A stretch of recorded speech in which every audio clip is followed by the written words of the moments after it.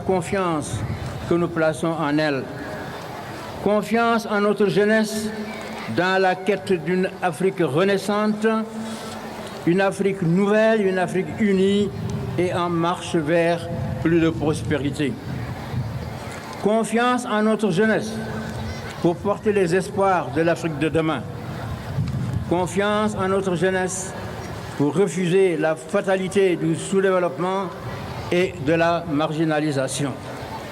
Confiance en notre jeunesse pour continuer le combat en vue de parachever l'unité du continent et réaliser le rêve des pionniers du panafricanisme. Dans un monde en pleine mutation, un monde aux exigences nouvelles, multiples et complexes, la conduite des affaires sera assurément plus que par le passé déterminée par les grands ensembles. C'est pourquoi seule notre intégration politique par la réalisation des États-Unis d'Afrique nous permettra et nous mettra à l'abri d'une marginalisation qui risque d'être fatale à notre continent. Seule notre intégration politique nous permettra d'occuper dans ce cercle des grands ensembles la place qui correspond le mieux à la dimension réelle de notre continent par sa superficie, ses ressources humaines et ses immenses richesses naturelles. Cette Afrique renaissante qui gravit courageusement les marches du XXIe siècle, c'est vous, jeunes du continent, qui devrez en être le porte-étendard en levant les obstacles des frontières imposées par le partage colonial et la logique du diviser pour mieux régner qu'il a toujours sous-tendu. En reconnaissance des épreuves endurées par nos ancêtres, qui se sont opposés à la conquête et à l'occupation coloniale au péril de leur liberté et de leur vie, il nous faut conjuguer nos forces, nos richesses et nos intelligences pour réparer les torts du passé et prendre notre place parmi les grands ensembles et assurer notre destin.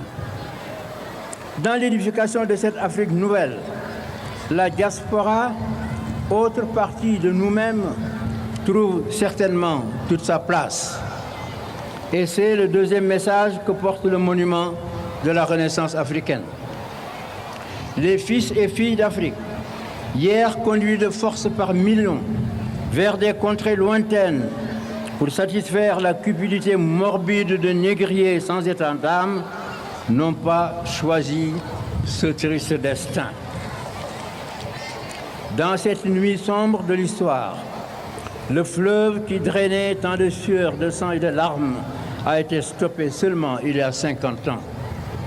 Au large de Dakar, Gorée, île Mémoire, jadis lieu de transit de millions d'esclaves pour le voyage sans retour, porte pour toujours les stigmates de ce trafic honteux que le Sénégal vient de déclarer crime contre l'humanité. Beaucoup parmi ces déportés ont préféré la mort à l'esclavage parce qu'en hommes et en femmes de dignité, ils avaient l'âme libre et ne pouvaient imaginer leur destin dans les chaînes de la captivité. D'autres, aux Amériques et aux Caraïbes, ainsi qu'aux Antilles, ont mené une résistance permanente par refus de la soumission et de l'assujettissement. Et d'autres encore ont pu racheter leur liberté pour prendre le chemin du retour vers la mère patrie. Aujourd'hui que les négriers n'existent plus, que le dernier colon est parti et que nous sommes libres, nous n'avons plus d'excuses. Nous devons reconstruire et affirmer les liens brisés entre l'Afrique mère et ses enfants de la diaspora. Prenons garde, car les négationnistes, ceux-là même qui s'acharnent vainement aujourd'hui à justifier l'injustifiable, en théorisant l'idée d'une prétendue mission civilisatrice de la colonisation, voudrait bien effacer d'un trait de plume l'esclavage